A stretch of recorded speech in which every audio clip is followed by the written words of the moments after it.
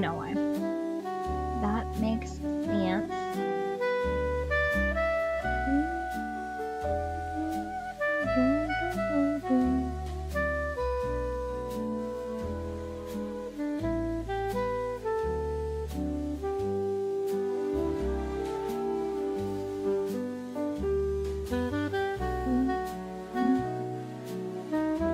Where's my stress ball at?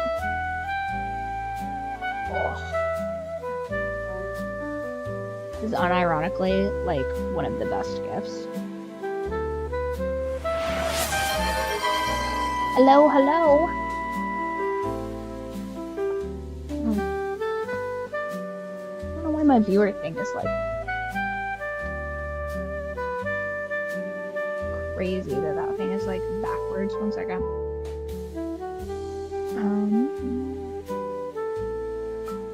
If this guy got back to me or not.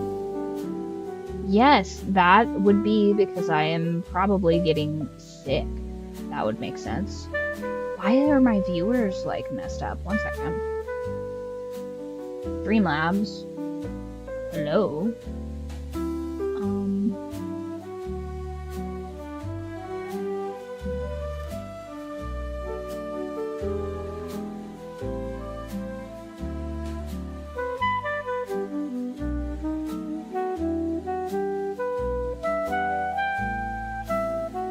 Just be overlays. Maybe that's in stream elements.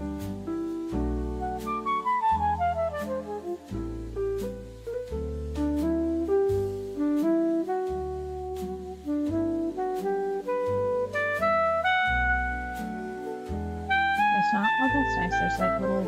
Okay, there we go. I guess it's just like massively delayed for whatever reason. Not sure what the deal is there.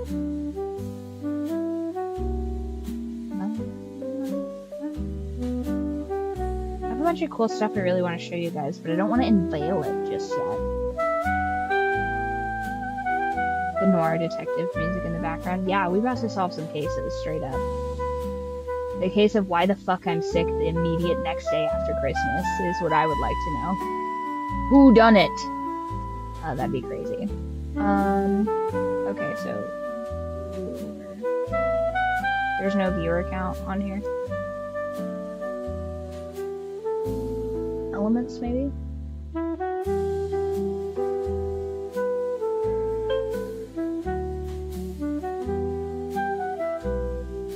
Where's my smoking top hat?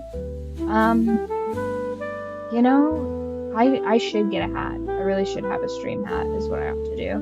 I don't think anything would really fit on this, but I am liking the whole like little mini hat thing. Maybe I get like my little mini Christmas hat situation going on there. I'm still trying to figure out a way to get Rents to wear this without him just absolutely losing his mind. So that is one of my goals.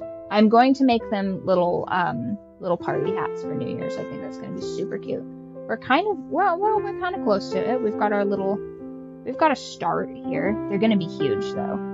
If I had to guess, like this is going to be like a huge little party hat for him. It's going to look ridiculous, but I think he looks just so fetching in a little hat.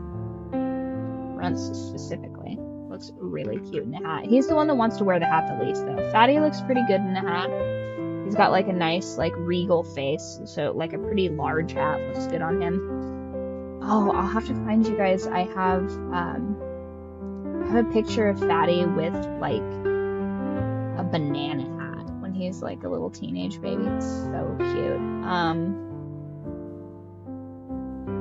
Is it okay? So I can have a countdown timer, but it doesn't show me like.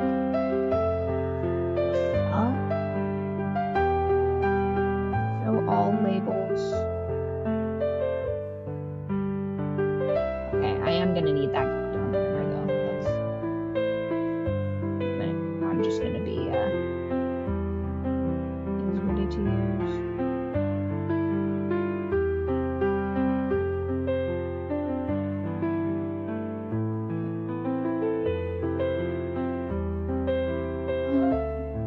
So now we have countdown timers and alerts, I guess. Doesn't really solve my problem here though, because I need. Why is it not showing me the viewer count? being so precious with it for some reason. Count for OBS. Butters was a bag chaser. Yeah, Butters is... I think Butters would probably be in at least my top 3. Butters ranks higher than most of the boys, unfortunately. I think Cartman would probably have to be my favorite. I feel like he shows, like, the greatest range, specifically. Your account not showing up.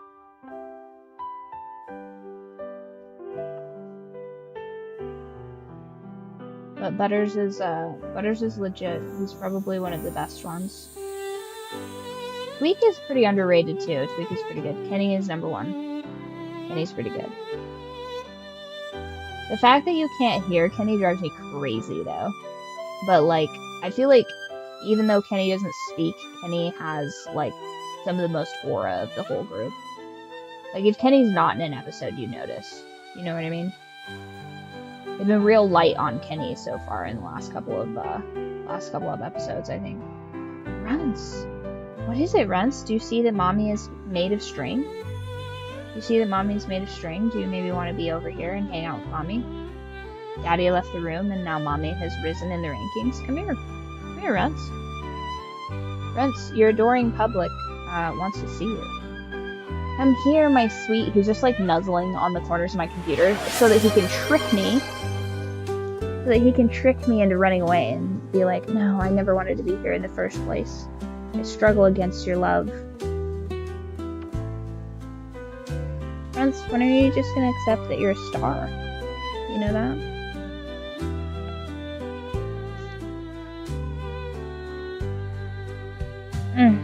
He's like the right weight of a snuggly cat, but he's very, very compact. No, please, Runts. Please. Will this ball of yarn perhaps persuade you to stay here? Look at this ball of yarn. Like, your paltry trinkets mean nothing to me, Mother. Okay. Fair enough. He's just gonna sit off screen and scowl at me. Runts, come on. You dangle your affections in front of me. Like a bird on a wire. It's, cruel what you do to your mommy. Pretty mean, Runts. Runts just likes to demean me. It's his favorite thing. Bottom. Yeah, I know you want the bottom from this or else back.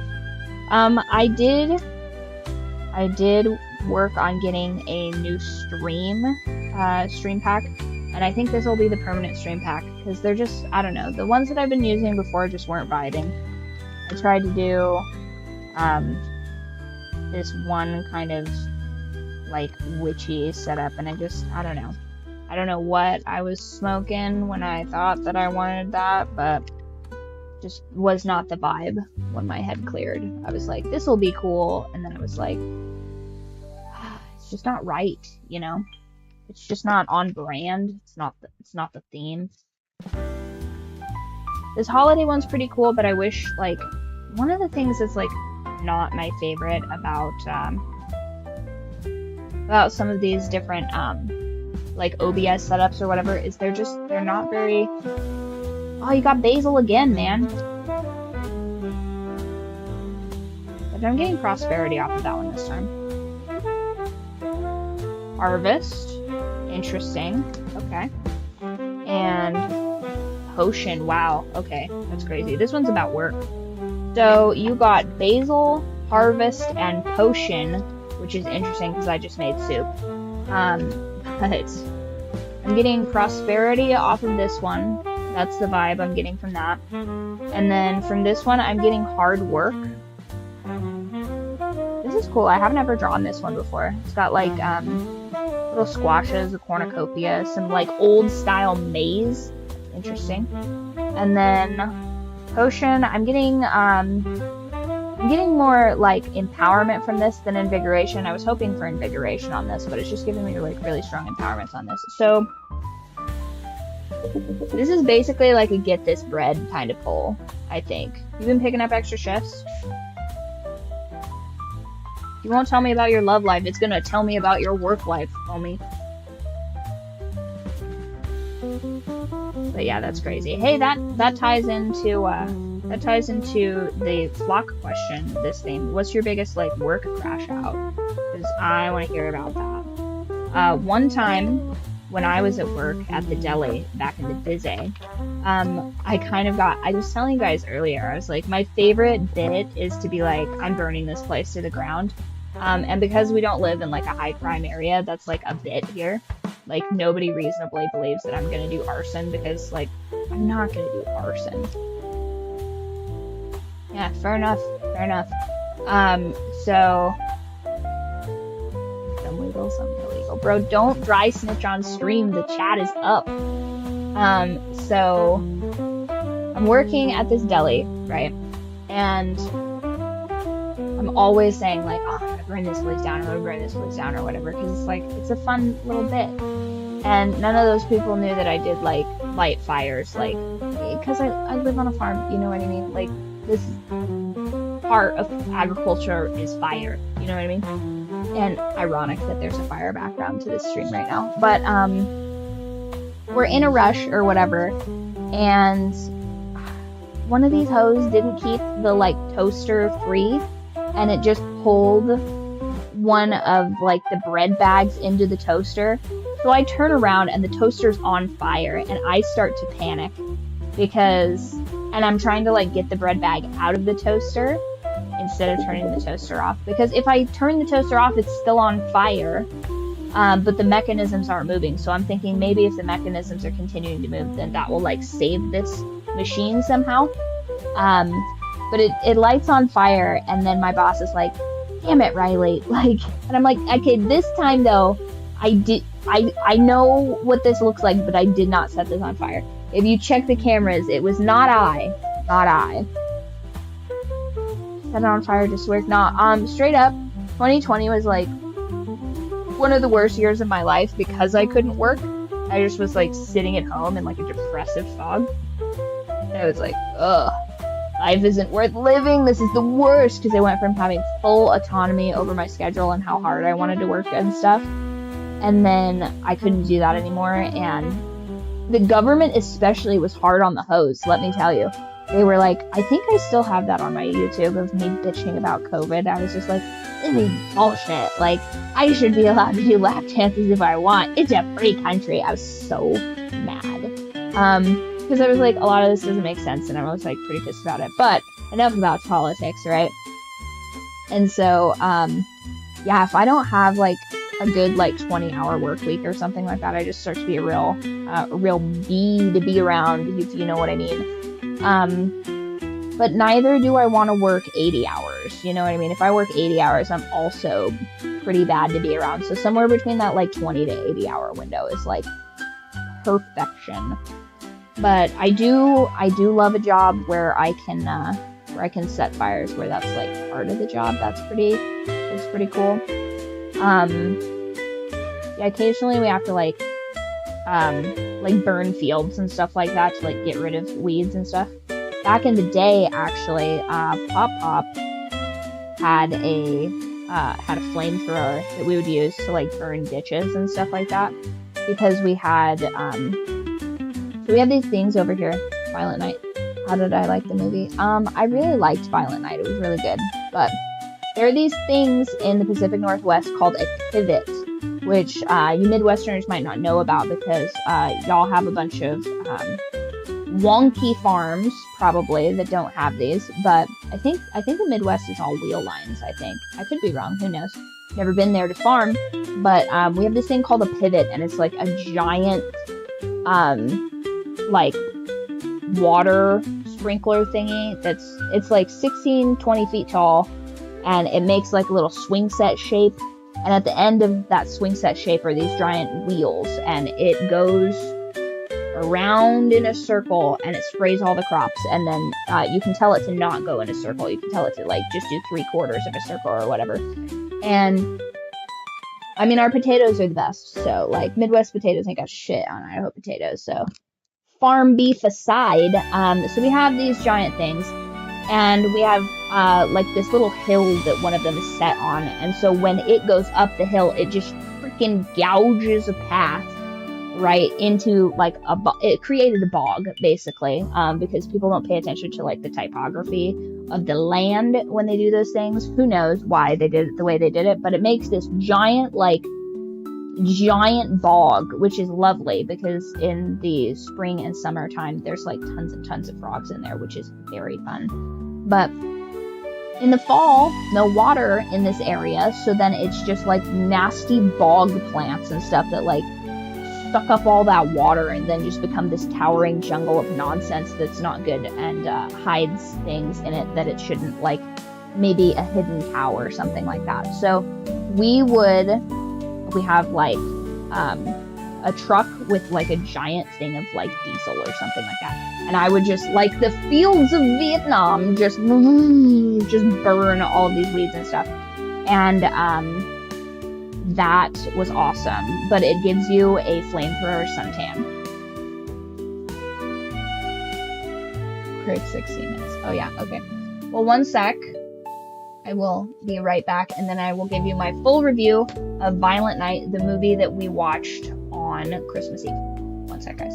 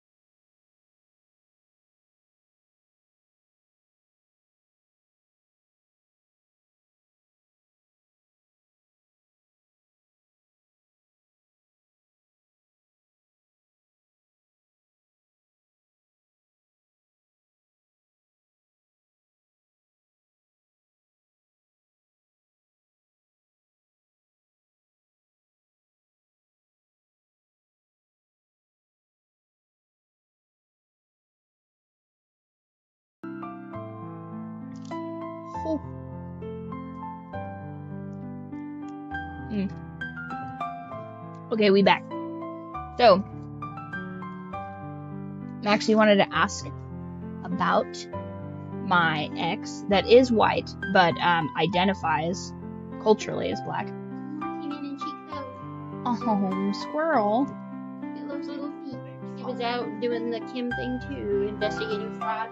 But she's a good investigator. Hi, Detective Snarf. Did you go outside to investigate crimes and then you got cool feetses? Mm-hmm. Oh, poor kitty.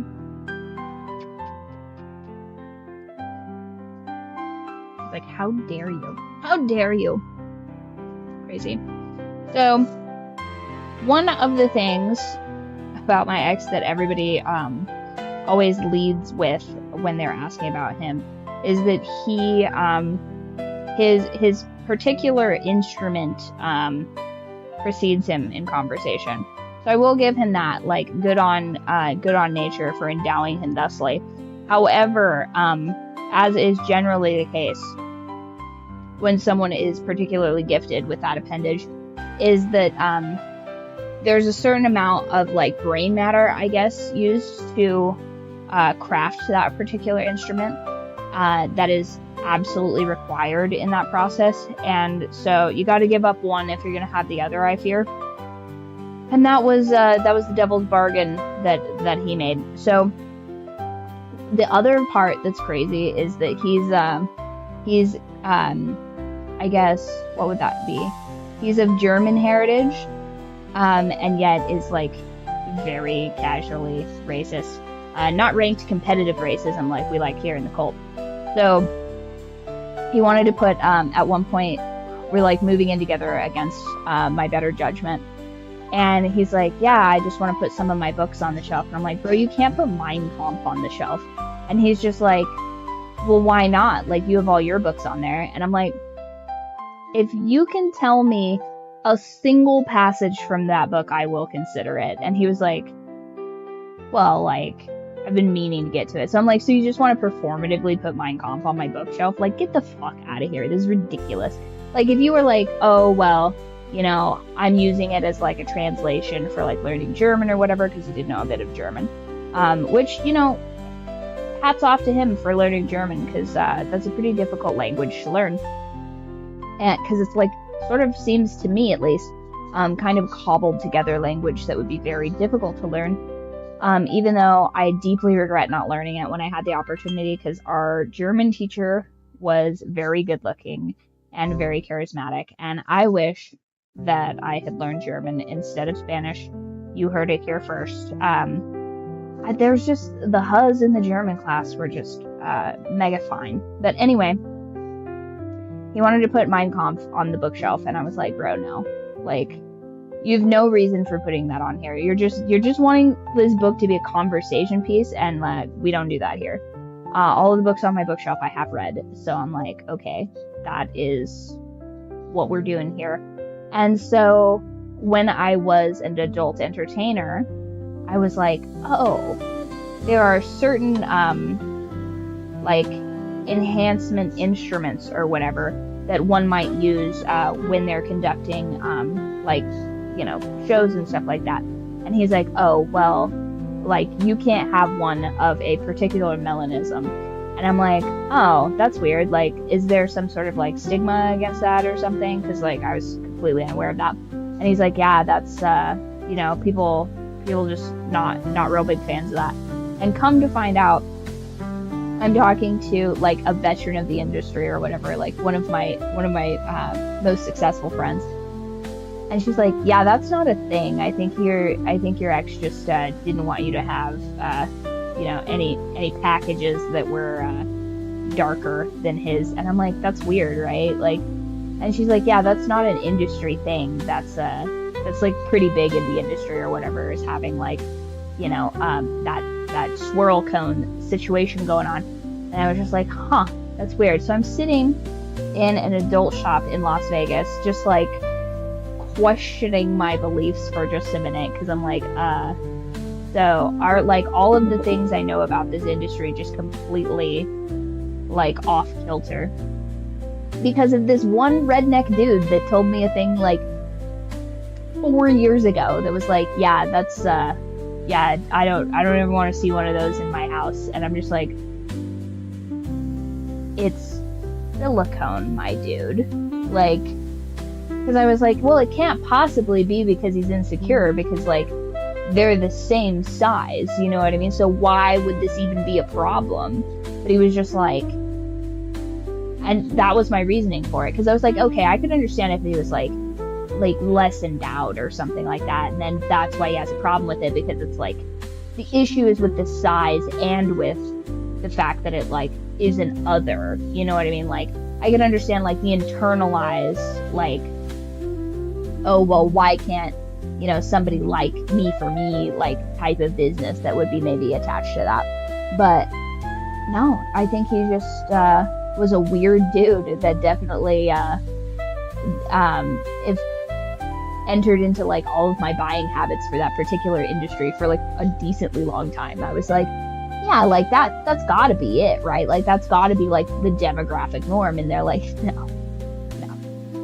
So TLDR, I did not buy black adult toys because my white casually racist boyfriend was like, oh no, people don't like that. And I just took that as the gospel truth for some reason, because I was like, this seems fine, right? Like this, I mean, and then the moment that I let go of that weird like limiting factor, I made like my entire rent in an afternoon. So just goes to show, don't take advice from people who don't live the life that you want to live. You know what I mean? Because his like dream goal, I guess, is to be like just a blue collar worker forever. And once again, I would like to point out, I have no problem with blue collar workers. That one in particular was lazy as fuck though, unfortunately. And he does kind of give that stereotype a bit of a bad name. Because I've met tons of blue collar workers that are actually very talented, and you know, they do things that are important for society. Like first of all, was it Labor Day? Labor Day that we did a shout out for like all of our blue collar workers and stuff like that. Because you know, people really look down for whatever reason on like trash men and sanitation workers and stuff like that. And it's like, you realize we would live in piles of shit like India if we didn't have people like that, right? Like, have I ever dated someone like Black Max? Yes, actually, I did. And I told you, I think I told you guys last time, that was the guy I tried to break up with, and he was like, nah, we're not breaking up. And I'm like, but I just said that I wanted to break up, and I gave very valid reasons for why we should break up, and he was like, nah, we're just gonna stay together, it's cool. And I'm like, but you like me way more than I like you. Like, this is a disproportionate level of affection in this relationship. All things would lead Autismo here to believe that this is not an appropriate pairing. And he's like, nah, we just gonna stay together, it's cool. And I'm like, huh, that's weird, I didn't know you could do that. And honestly, like, I really wish I was in ever a position where I was getting broken up with, because that would be some crazy shit to pull. And I'm kind of mad that I've not been allowed to do that. But so far, I've only ever broken up with people. I've never gotten broken up with. So that's never been something I've been able to do. And now I'm off the market. So it's like, what could have been?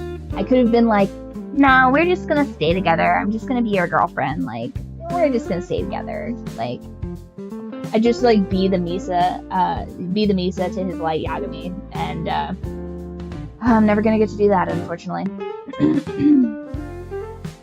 Want your full ranking of Violent Night? Violent Night was really good, honestly. I thought you guys were trying to rage mate me again, but Violent Night was good. It was better than I expected it to be, if I'm being honest. It was kind of campy at times. Hold on. I'm like gonna get the crud, seriously. Like the day after Christmas, unbelievable. I was like pounding vitamin C and echinacea too. It's just gonna be what it's gonna be. I overexerted myself. I barely exerted myself. It's disgraceful how frail I am. But first of all, initially with the interracial family in the show, I was like, oh, God, another one. Like, can we please just have like something that's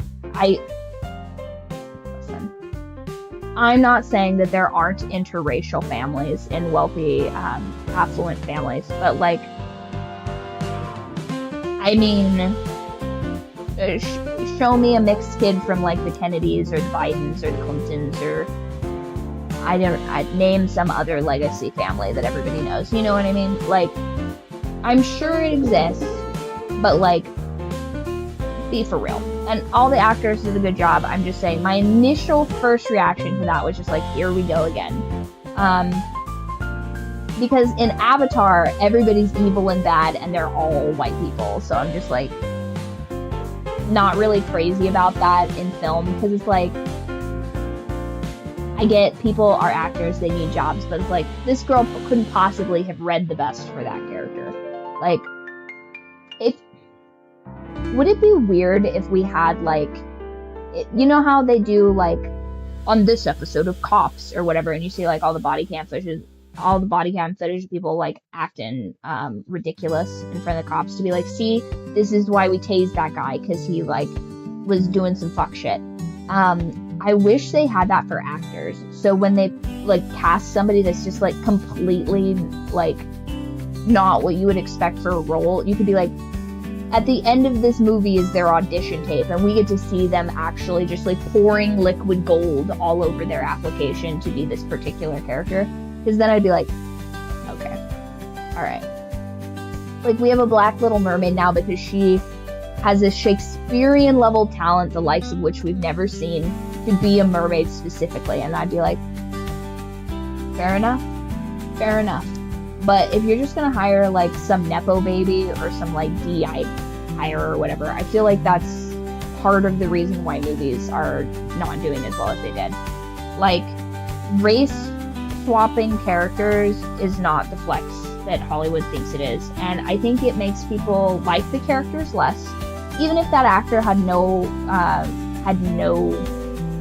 involvement in that decision. I think it paints a different picture for that particular actor. Because I also get fucking tired of seeing like Timothée Chalamet in every leading role. Like, I'm not saying that he's unattractive, but I'm saying like, does he need to be the leading man in every movie for like the last 15 minutes? Like, really? You know what I mean? Now, they did the same thing with like Brad Pitt and stuff like that. I feel like Hollywood just like gets their hooks into a particular actor and they're like, he's got to be in everything. Like when they were trying to make Jim from The Office a leading man in everything, and I'm just like, no. John Krasinski is like not who I want to see in any of these movies, except I will say this, he was perfect as playing like just some dad or whatever in A Quiet Place. I think that was actually a pretty decent role for him, because I'm like, okay, yeah, sure, he's just like somebody's dad, you know what I mean? And also, not every dude just has to be like some hot dude, you know what I mean? Like, I like actually the fact that certain characters are just like a regular person. Like, I don't need some runway model hot dude to be the leading character in every single scene. Now, if it makes sense for that to be the case, but like some like insanely hot dude playing like just some like small town doctor or whatever is not realistic. Even though I do have a veterinarian in our little small town that is very attractive, but that's not the norm. You know what I mean? Like, it doesn't make sense for me to go to a hardware store and see like a Swedish supermodel. Do you know what I'm saying? So it's like, if it's in Sweden, sure, but like, I think that people, and also I think it plays into the fact that like media wants us to be like insecure and stuff like that. It's like, we have to have like the hottest chick ever, or the hottest dude ever playing this. Oh, hello, welcome, Cryptid. I think we should play another Phasmophobia here in the next few days or something like that. Maybe if they're doing like a cool New Year's thing or something as well. What, is Winter just like Winter Jest like totally, or is it just like a like for the holiday business? Because that was fun. I like doing Ghost Hunters with you. We should do that again. That was a fun collab. But yeah, like Liam Hemsworth or whatever being Geralt, like, be fucking for real right now. Oh, hello. Thank you. I appreciate you guys trying to help with affiliate. That's going to be so helpful and cool, especially when we go into the new season. Because I'm pretty sure that will help us schedule things out, and then that'll be easier for you guys, because I do tend to do some things kind of last minute, but if I could plan them out, then your Google Calendar will look the same as my Google Calendar, and then we'll all be at the same place at the same time. Because like the live interactions is way more fun for me. I'm sure you guys just love listening to me yap just like in a vacuum, but I like chatting with you guys. So the more we can get people onto live streams, the more interaction we can have as a cult, and I think that's better for everyone.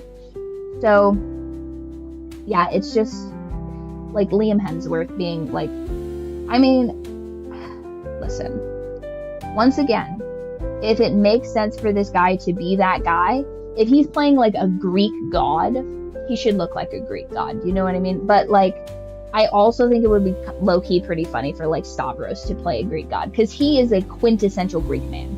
You know what I mean? But Violent Night was good. So just skipping over the diversity hires on that, because of course we've got to talk about that, because I'm a nut.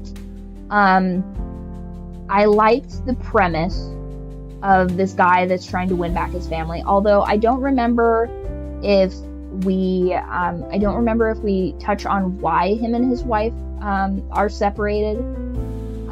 Did I miss that part when I had to feed the cat or something? Hubby is like, his whole new thing right now, by the way, guys, is feeding this obnoxiously fat barn cat. Like, this cat, by the way, I have a bit of a grudge against this cat, because in April, I got this cat fixed, because, you know, when you live rurally, sometimes, like, animals just get kind of, like, dumped off into the wilderness, and I don't think that that's cool, but I do believe in them having healthcare. So I took this cat in, and I said, "Dear handsome vet, will you please get this random feral cat fixed, please, because I would rather have to deal with one feral cat than having to deal with like 10 feral cats." And then, yeah, I want to know about that game also. I saw it on your thing, but I didn't have time to look it up because I had to run into work. I was covering for somebody today, and that blew up in my face a bit. So I do want to see, is that game like multiplayer and stuff? Or is that, yeah, I'll ask you about it in a minute. So this cat was like super feral or whatever, but I did get her fixed. And then I was like, okay, I don't want to just like send her off into the wilds after I've gotten her fixed. I want to like kind of monitor her a little bit, because I'm a bit of a control freak. And so I kept her for a straight month in like this basically cat prison, I guess, because I was trying to like acclimate her and be like, every single day I would come out there and I would give her like really good food, and I would talk to her and sing to her and just be near her and like doing projects and stuff out there. And she still hated my fucking guts after like a month. So I set her free, and I was just like, you know what? If you're going to be this vicious and mean, I think you'll be fine in the world, because the thing that maybe I'm just like soft-hearted, I guess, which is crazy because I'm so aggressive and mean, is that I would hate for somebody to dump off like a tame cat, right? Like some cat that's, oh, hello, welcome. I saw that you joined the Discord. I was really happy to see that. I was like, ha, we got Crow. Big fan of crows just generally. One of these days I'll tell you guys about my plan to build like not just a cult, but a crow army as well. So very big into corvids. And so I set this cat free, and several months later, she comes back, and now she has a completely different attitude. Like, leave a building, and there's also fake people there that will mimic your voice, and ooh, spooky, scary. I mean, listen, if you feel like carrying, I'll put that on my wish list, because scary games are only fun for me if they're like multiplayer scary games, because I don't like to be scared. I used to be way more into like horror movies and stuff like that. I still like a good thriller and like psychological horror kind of stuff like that. But as far as being like hunted by a creepy thing, that's part of why I never played Dead Space, because it was too scary for me. That's the one where there's like, it's like weird alien like dinosaurs or something like that hunting you, isn't it? I think that is. I think I'm thinking of Dead Space. I might, maybe. Okay. His family was the reason for the separation. Yeah, so I think I kind of missed that part because hubby's like, let's go feed this barn cat. That's kind of the point of that crazy aside, is that hubby is every single day, that is the thing that he's excited about. He's like, are you ready to go feed mink? And I'm just like, honey, if I hadn't personally verified that this cat had its reproductive tract removed, I would think that this cat was 9 months pregnant. Like, this cat is like so much fatter than Runts, it's ridiculous. And Runts is overweight. Runts and Fatty have been just completely bamboozling me for like a solid month to be like, oh, I'm starving. And then I feed them, and then Fatty eats all of the food, right? So he's like, we've got to do this. And he got me yesterday too. We come home at like 3 o'clock in the morning because I put together that puzzle with my gal pals. That was pretty awesome. And then he's like, well, let's go feed mink. And I'm like, mink does not need to eat. And he goes, all right, well, I'll be making a note that you don't want to feed mink on Christmas night. And I'm like, fine, I'll go and feed this cat. But I'm just like, I'm not advocating for irregularly feeding barn cats, but like, she's feral. So it's not like I can just like play with her or like do any of the other methods I would do for like weight loss for a cat. She's not handleable, and she's so crazily like interested in meat. Like, I got within a foot of her this time.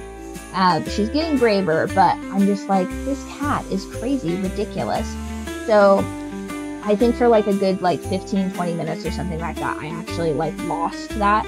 I brought my phone, but there's until we get the Wi-Fi figured out over at the greenhouse, there's like a block of space that just like blips out, and it doesn't reconnect until I come back, because there's like a chain of Wi-Fi, and if you break it, then you have to like start back at the beginning for it to like reconfigure, because it's a whole thing. Elon Musk should just be cool, and we should just be able to say, yes, I pay for Starlink, and it should just connect to my device wherever I can see like the sky or whatever. Like, my phone has satellite capabilities. I don't know why we're complicating technology.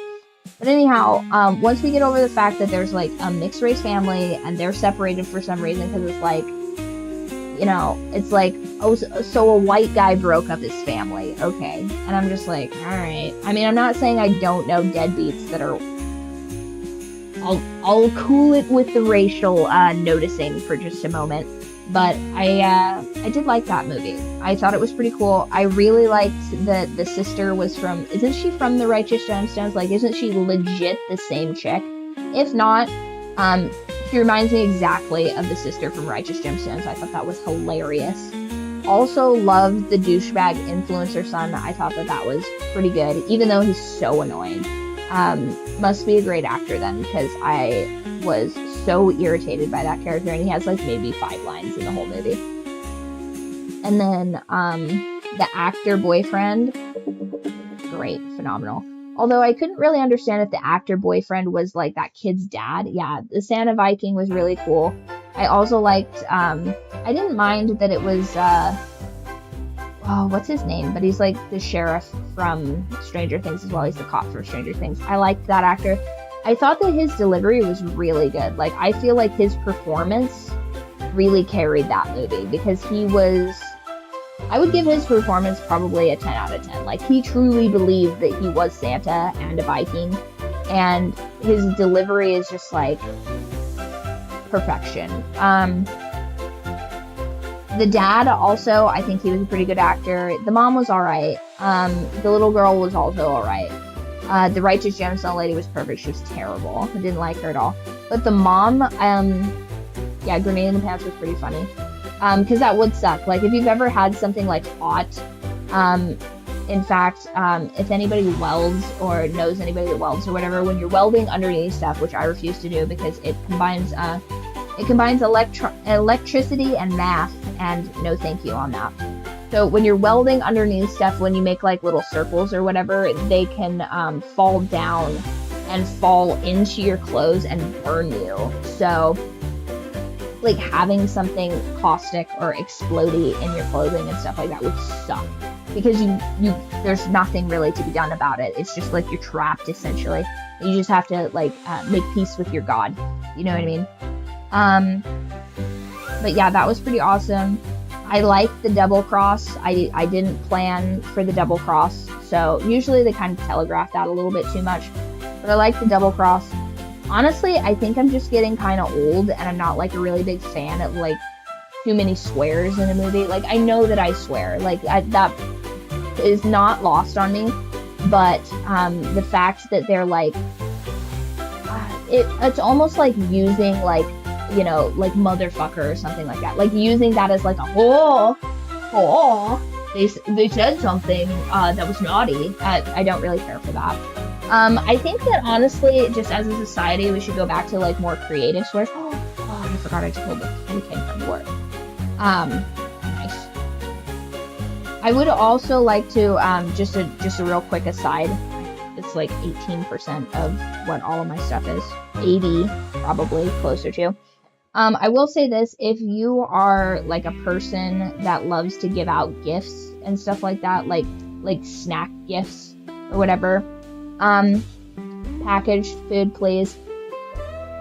You know what I mean? Like, I think it's sweet when people make cookies with their kids and they like give it to the mailman and stuff like that. But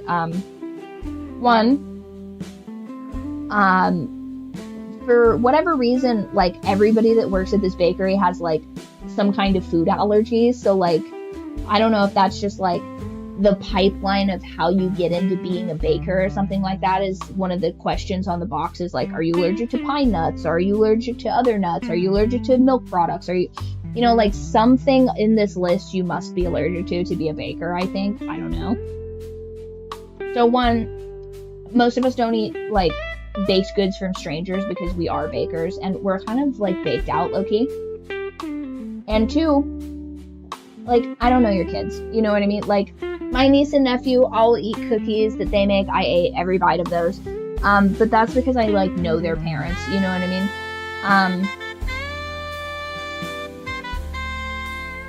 But like, I'm fine with getting like wrapped candy canes or something like that. Like something hamper proof, you know what I'm saying? Also, you can't eat at everybody's house, you know what I mean? Like, all of the foods and stuff that we cook are in a commercial kitchen.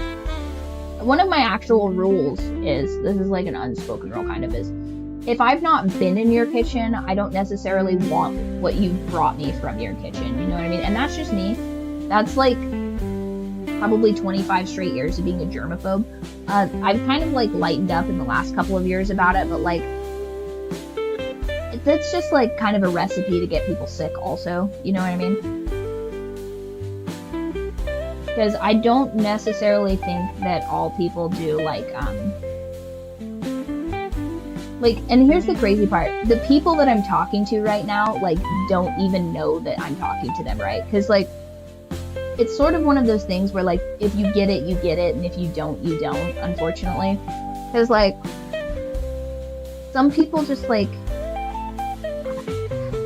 I've had to explain the concept of cross-contamination to too many people in my life, I guess is the long and short of this. And I suspect that to a degree, that's why people get sick after Christmas. I'm for certain that I got sick because I was traveling about, all stressed out, trying to get everything to match up for Christmas, but I'm just saying. I think it's a sweet gesture to like give like, oh, we need these cookies for you to like people, but I just don't think that maybe we should be doing that specifically, unless once again, like I said, it's someone you know personally and they're like, I've eaten at your house before, so like give me things from your house, you know what I mean? Also, not a big fan of potlucks anymore for that very same reason, because I have gone to a couple of potlucks where I'm just like, I know that somebody's going to feel some type of way if I don't eat their mac and cheese with like unmelted Kraft cheese on the top of it right now. And I don't like that I'm being put in a position right now to like flex on them with my homemade mac and cheese. And this is just like socially a nightmare for me, particularly. But I do like going to places where there's a list and you've been assigned something to bring. I very much like the idea of like oh, well, you're really good at making cheesecake, and you're really good at making salsa, and you're really good at making, you know, roast duck or something like that. And so we're gonna make a dinner out of these different, like, things. And then your job is the thing that you, like, specialize in. I like that. But yeah, mostly if you're gonna give people gifts, like, and again, I'm also not like a big preservative person, and if you have packaged goods, they're generally preserved, but like, packaged goods for strangers is, I think, probably a good rule of thumb. But yeah, what is that actor's name that played Santa in Violent Night? Same thing every time, Bag of Ice. Bag of Ice is good. Especially if somebody's gonna have like a cooler drinks, but I feel like cooler drinks guy is gonna have Bag of Ice, right? Or do you mean Bag of Ice for like 4 people's drinks? You know what I mean? Like the crunchy ice? Because like that's actually low-key top tier.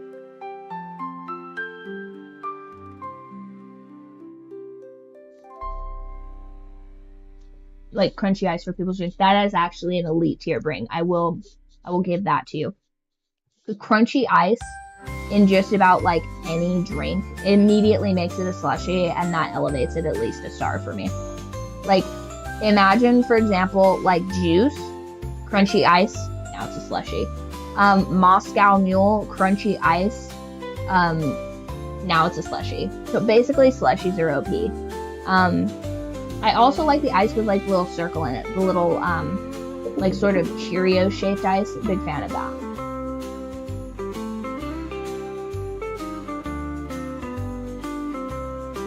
And then, what's another really good, like, potluck bring?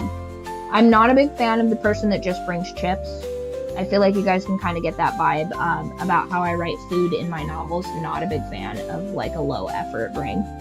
I feel like if you're the guy that's going to bring chips to the event, you should bring, like a board game or something like that. Bring, like, a board game, or, like, bring your PlayStation with Mortal Kombat or something like that. Like, something to, like, get the party going, you know what I mean? That was my favorite thing about kickbacks and stuff like that, is when people would bring, like, a fighting game, and then everybody would, like, rotate around and play fighting games. That was fun. That'll be even easier now that the Steam Cube's coming out, too. I'm really excited for that. I can't wait for that rollout. I think that Steam Cube is gonna, like, corner the market. If your bro should say, so stop bringing chips, broadcast. And plus, also, too, that's, like, not... I think they do it because they're like, well, I'm bringing a gift. And that's, like, a back-in-the-day etiquette thing, is you don't show up empty-handed to somebody's house. And I think that we should bring that back. However, people don't know what to bring because nobody's teaching them. Like, nobody's giving anybody any home training anymore, so they don't know what they're meant to bring, because I think that back in the day it was like, you bring like a plate of cookies or something like that, a bottle of wine, but then it's like, well, if they don't drink, then what do I bring? And then it's like, I'll bring chips. Chips go with everything. And you're just like, no, dude. Because you're gonna look foolish if I have my little, like, puff pastry tarts over here and you've brought chips. You know what I mean? Bring a lamp. You know, if you're not bringing food, I bring a candle. You know what I mean? Like a really nice candle. I would bring. That's pretty fun. Or if you know that they're not a candle household, I would bring them like wax melts for their like wax burner or whatever. I personally like a candle, but I also know how to use a lantern. So, you know what I mean? If my house is going to catch on fire, it's going to catch on fire like a barn in the 1600s. You know what I mean?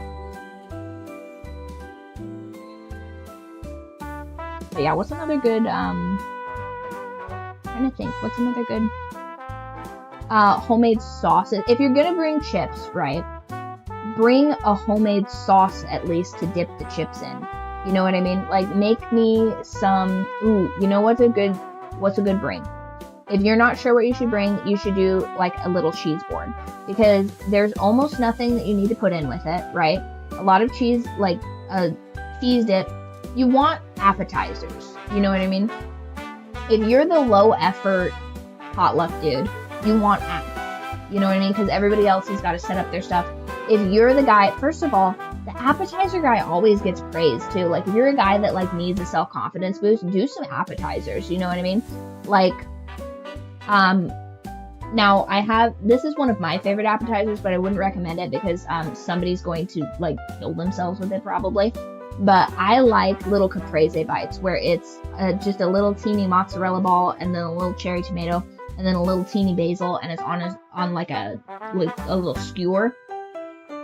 Those are good, but also somebody's gonna eat that skewer. Like I don't know that everybody knows that, but like there's a 1% chance at minimum that somebody's gonna eat like a toothpick and then everybody has to go to the ER and then it's just like bro, can't bring Dave anywhere, right?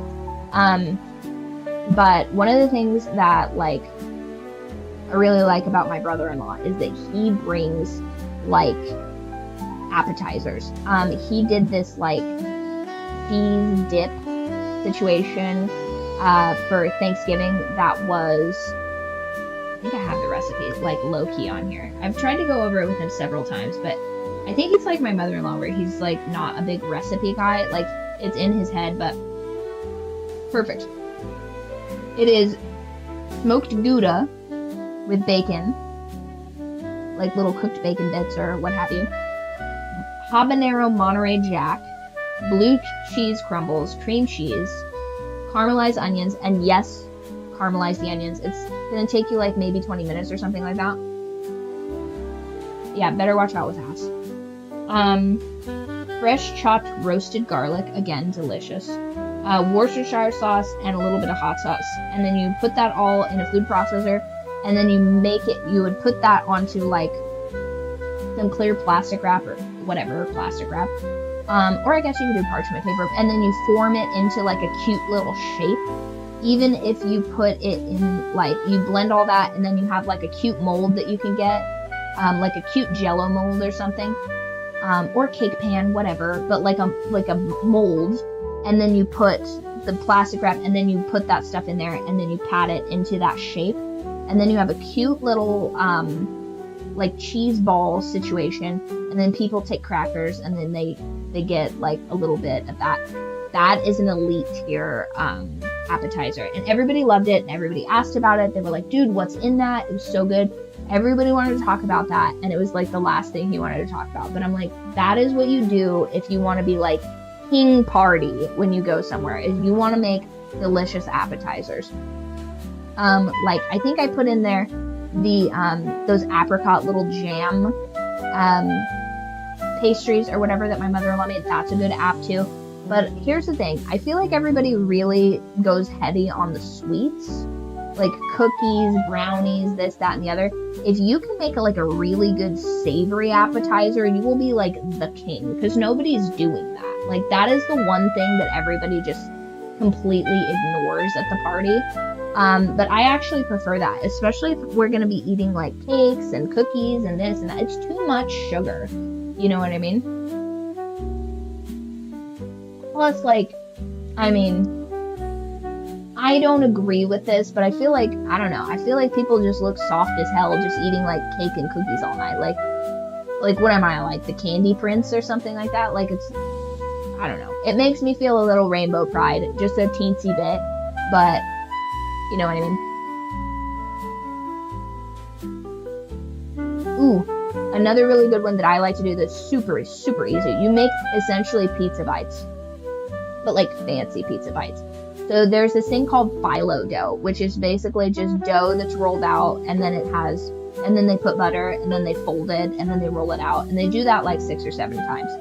So when you cook it, it just puffs up. So sometimes it's phyllo dough, sometimes it's puff pastry or whatever, but sometimes you can just get that at the store, and it comes in like a little package, like it comes in like a box by like the butter and stuff like that in whatever fancy schmancy grocery store you guys are at. They don't do it in my region anymore. They just do pie dough or whatever. They don't do that particular thing, or at least I haven't found it. I think you have to go like maybe a specialty store where I'm at, just because nobody does it. But it was one of my favorites, and I think it's just because I moved like to a different part of the city or whatever. But super good. You cut little circles, right? And then you'll score it. You'll make like basically an eyeball shape sort of. And then that gives you your little basket. So then you're going to put some, I think it's ricotta cheese, a little, you can do ricotta cheese, basil, and then like balsamic and like whatever spices you want, like however you want to like make your little pizza or whatever. Blend all that, put that into the eyeball. And then on top of the eyeball, you slice a tomato that's like your eyeball size. And then you'll bake those. And then when those come out, you drizzle like balsamic reduction over the top of them. Delicious. I could eat like 15 of those. They're delicious.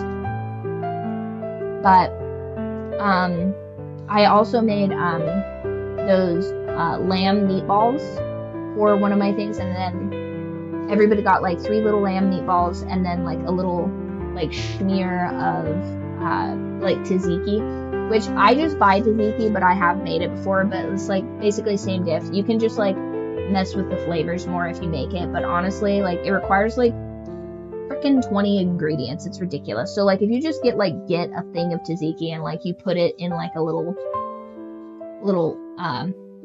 like serving cup or whatever, like nobody's gonna know.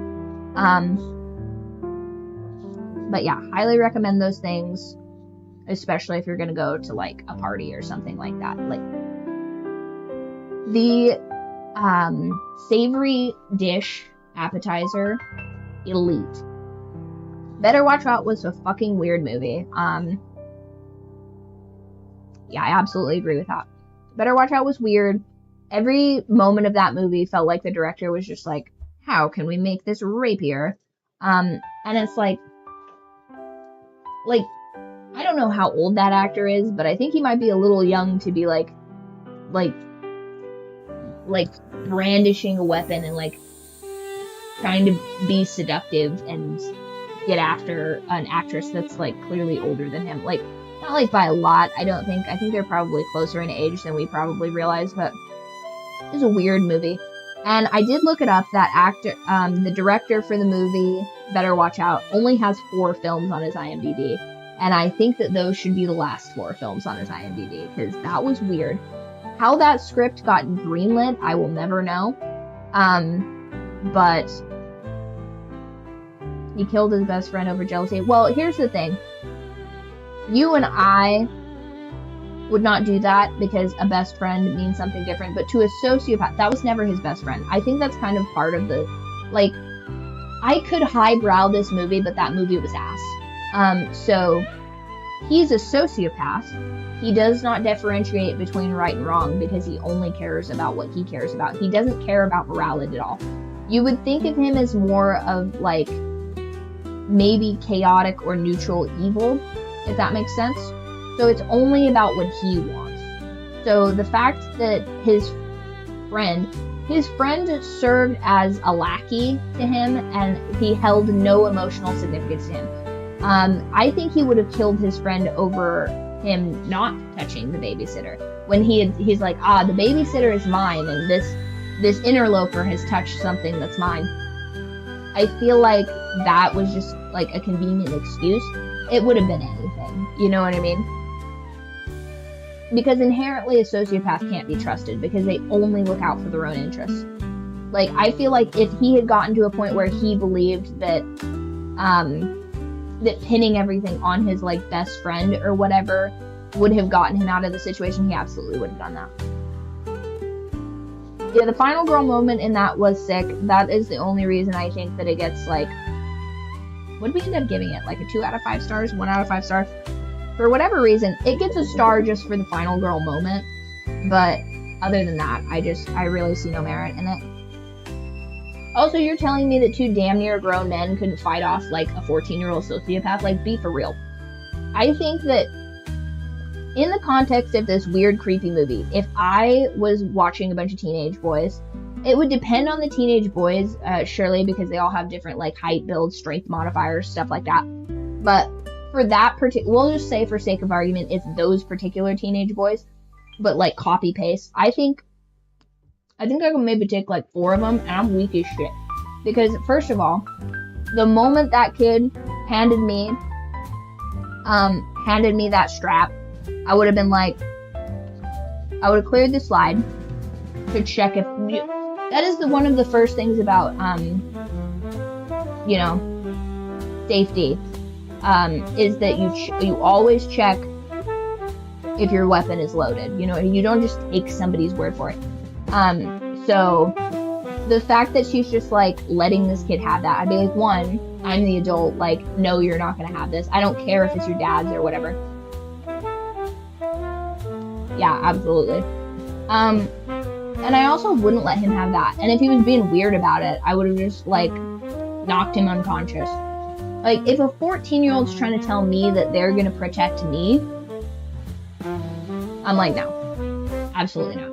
Like, give me that. And then if they don't give it to me, I just be like, what are you doing right now? Like, I would treat that kid the same as if I had to rescue a child from a pool and they're flailing. I would just choke them unconscious, and I would drag them to shore. You know what I mean?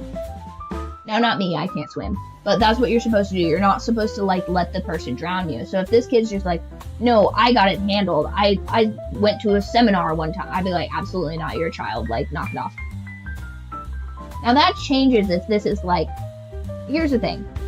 In no situation would I be watching, like, some 9-year-old rifleman's Rain Man. You know what I mean? Where this guy's like, I could pick somebody off at 1,000 yards or something like that. There's, first of all, no scenario where that kid needs a babysitter. Or if he does need a babysitter, it's probably the government, because he's a child soldier. You know what I mean? So, I just thought it was wild that she was letting this teenager have that much free reign in the very beginning. Because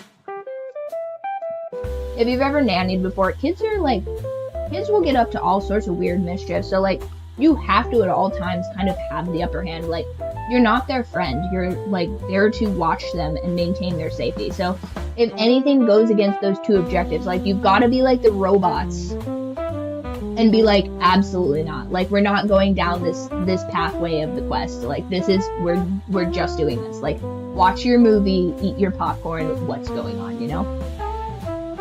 Crazy. Bro was being weird since the start. Absolutely. And then the mom being like, yeah, put a pencil on the door because he sleepwalks. I'm like, a pencil on the door? Like, what are we doing? What in the light Yagami type of shit are we doing here? Doesn't he put a mechanical pencil on his door or something like that? Or no, it's a strip of paper and pencil lead. I see. Yeah, he put like a strip of paper in his door, and then when somebody goes through the door, you have to put the piece of paper back. But then on the other side of the door, he puts a pencil lead. So if the pencil lead is knocked down when he goes in there, he knows somebody's been in his room. But I'm just like, okay. But yeah, that kid was way weird. But I've absolutely watched like younger boys before, and then they're like, madam, would you like to play Gears of War with me? And I'm like, no, we're not doing none of that. And it's like, here's the best part about nannying is because it's like, if you're like their teacher or something like that, if you're in like a group scene with these like adolescents, you don't want to necessarily dress down somebody in public and be like, hey, knock it off, you're being weird, because now you're like putting social ramifications on somebody whose brain isn't fully developed yet. But if you're just like one-on-one and like, you need to establish a boundary. You're an adult. So the fact that like, and again, I assume, which this makes it a little weirder and creepier for me. I assume that the reason that this, I want to say her name is Ashley in the movie. The reason Ashley doesn't establish a boundary is because she too is presumably a minor, which I think the director's like, yeah, we're gonna make her almost gonna go to college. Not quite, almost gonna go to college. And I'm like, can Ashley be of drinking age or something like that? Like, you're telling me that there's not a single instance where like an adult could maybe watch this child, and it's like, no, we need her to be underage. And I'm like, we need her? Oh, alright. It's kind of what a weird situation. And also that first boyfriend, by the way, looked like a full-grown man. So like, can she please be an adult? please, I beg of you, or can everybody in this be a teenager or something like that? Like, that part was really weird for me. Like, the guy with, like, the fuckboy hat or whatever that they have as, like, the initial boyfriend or something like that, as her ex. That's a full-grown man. So can we just... That was weird for me. We'll just talk about that. The paint can scene was weird because I feel like maybe move him before you brandish a gun or something like that. Knock the chair over or something. Or also just, like, grab the paint can. Like, because he can't grab the paint can. You're right there. Like, knock the paint can out of the way and just be like, I've had enough, you little bastard. Like, you're getting grounded. And then when you brandish the pistol that doesn't work, beat his ass. Like, straight up beat his ass. Like, none of this conversation bit. He pulled a gun. Like, you can beat his ass now. Like, and normally I don't condone violence. But if someone pulls a gun on you, even if it's like, she fully believed that gun was real. In the context of this scene, she fully believed that gun was loaded and posed a serious threat. So the fact that she's now only speaking to this minor is crazy. Because he, at this point, has brandished, to her knowledge, as this character, has had a loaded weapon brandished at her. And she's just like, I can't believe you would do this, and blah, blah, blah, blah, blah, blah, blah, blah, blah. And she's just like, bitching at him? Beat his ass. What are you talking about? If I had brandished what they presumed would be a loaded weapon at my parent, I would have my ass so beat, bare minimum. That was crazy. Yeah, also the paint can scene. You've never had to, like, knock something out of the way when it's like, she's right there. She didn't stop anything. That was crazy to me. And, like, again, I don't expect the other kid to do anything. Why were guns so easy to access? I mean, yeah, I guess, where was this even in the, I guess that makes sense. You're from a blue state. I get why guns would maybe be easy to access. But if a gun, once again, if it was in fact that easy to access, because also he's a little sociopath, maybe he picked the gun safe or something like that. The fact that he's had access to not one but two firearms, they lived in a gated community, yeah, and like, I guess realistically those things wouldn't get robbed that much, but yeah, you would think that those people would have them in, like, some sort of, like, inaccessible to children safe, but, like, let's say for sake of argument that this little sociopath just, like, picked the locks or something like that, or he did some Spy Kids bullshit to be able to access that. I'm saying once those are no longer in his possession, why is his ass not getting beat? Like, immediately. Like, that kid would be getting hogtied in the kitchen and his phone call to his parents immediately. I'd be like, tell me why your kid just brandished a gun at me. I'm calling the police. This is ridiculous. This is going on record. This is crazy. And then here's the thing. I think that makes a better movie, actually, also, is the fact that she beats his ass, calls the cops, and then he escapes or something. And then he tries to do some, like, fuck shit and be like, she's trying to frame me or something like that, Crocodile Tears or some ridiculous business like that. And then turns into, like, a cat and mouse between, like, who's lying and who's, like, actually a threat or whatever. Because, you know, I think that provides a way more interesting movie than them having, like, an adolescent actor just, like, be weirdly rapey for, like, a weirdly long amount of time in a movie.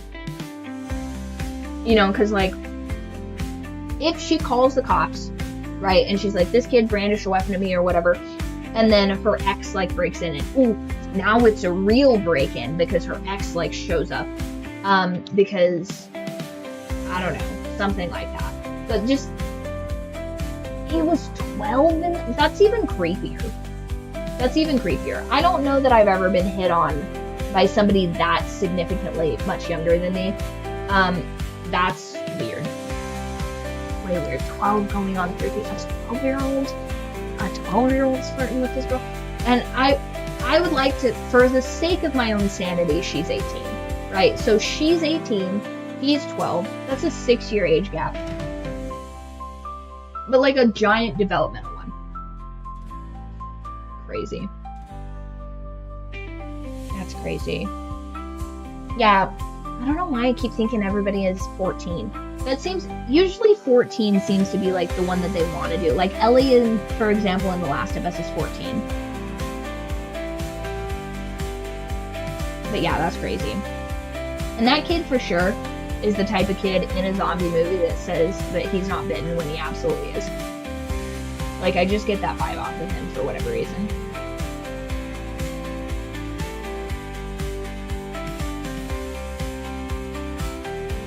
Such a crazy movie.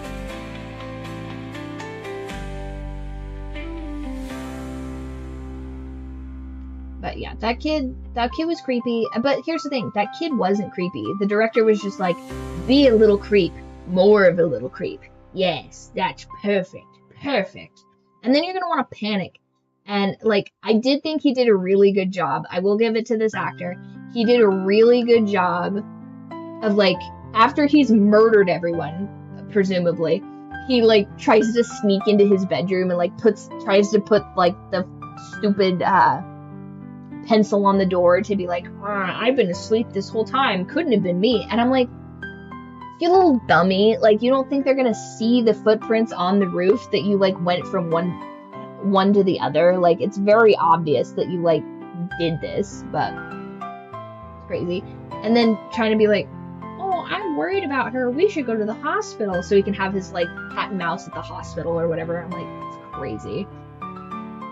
Yeah, I don't know how that director wasn't laughed out of the room for that. That was insane to me. But, and once again, it's stuff like that that's like, this movie got made and I'm like, why did I wait so long to write a book? Like, they're just making anything into a movie now. Like, come on, like, we could make a movie and it wouldn't be that hard. Like, I can't believe that actor or that director was just able to do it. Yeah, who the hell told him that movie was a good idea? Here's the thing, if that guy didn't give me like such mad creep vibes or whatever, I would say we should absolutely watch another one of his films just to see if like that one was a wonky one. But I don't think that's a wonky one. I think that director's just a straight up creep. Like, better watch.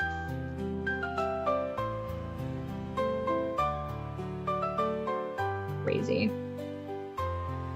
On a quiet suburban street, a babysitter must defend against a home invasion. And I was like, that's like a pretty cool. Now, I do think that a better version of that movie, I think we can redeem the home invader movie. Hold on. What is a movie that I watched her in?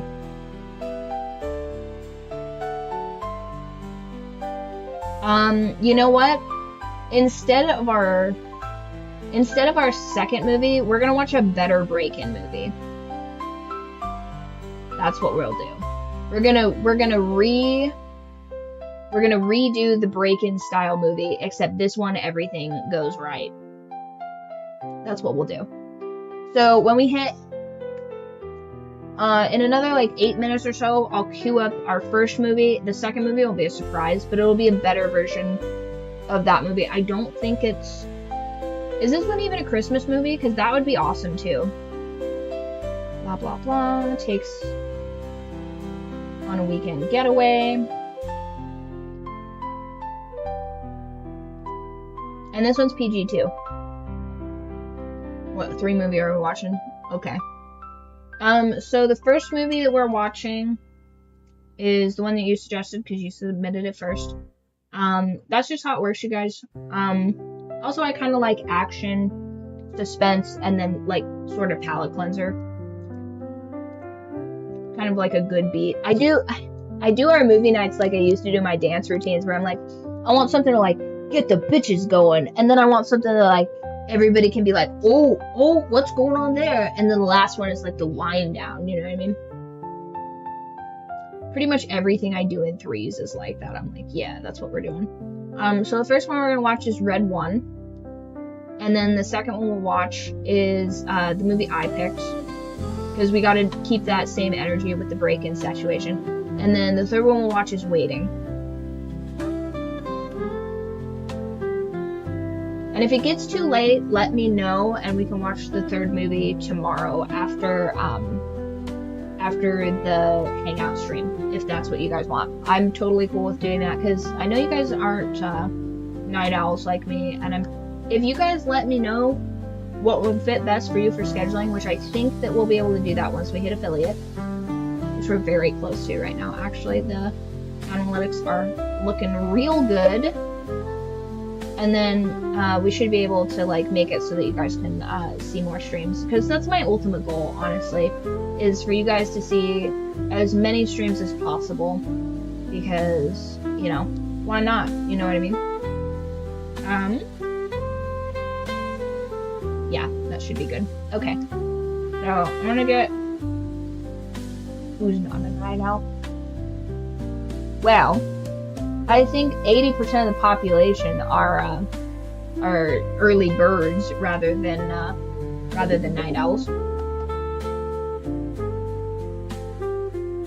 Plus, y'all are halfway across the country, so I'm trying to be pretty cool about when we start and stop. I'd like to start earlier with things, I really would, but you know, not the best at time management, it would appear. Okay.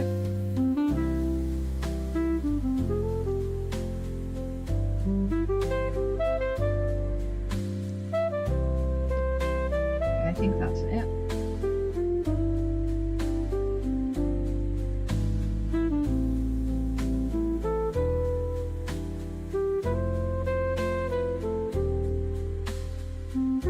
Okay, so that one's there.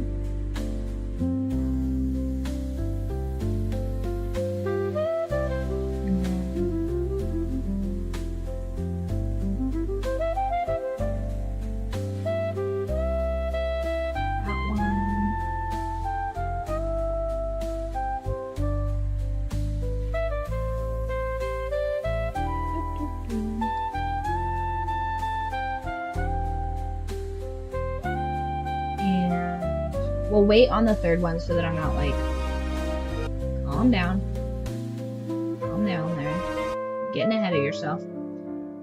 Alright, so those two are getting queued up right now, and like last time, we'll do like a quick little 15-minute intermission in between all of them, so that we can get our snacks and we can get all that going. But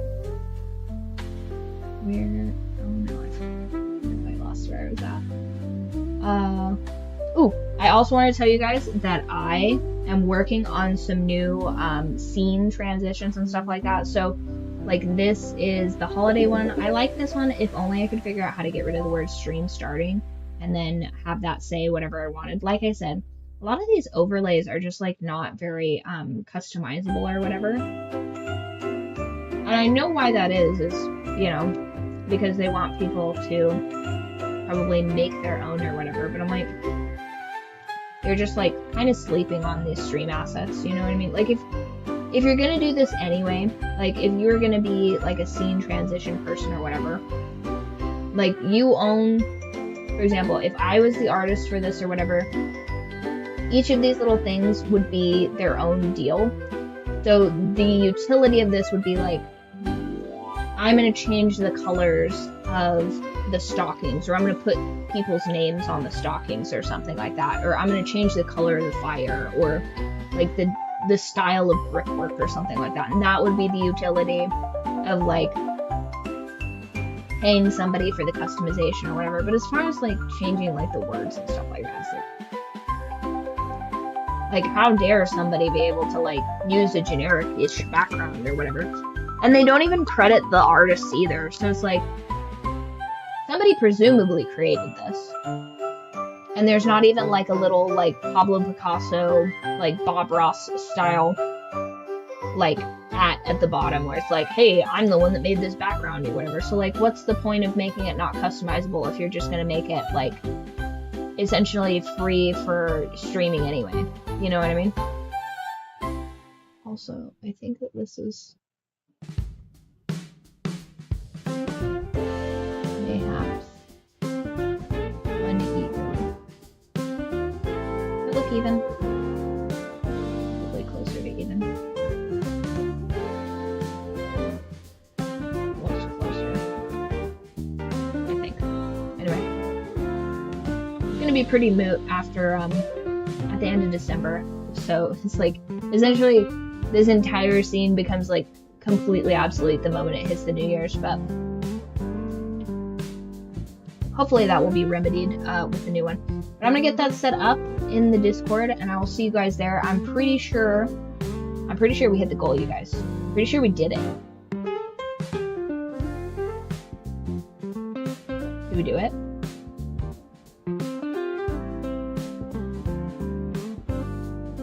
It's too soon to literally tell, but I believe we did it. I'll see you guys in the Discord.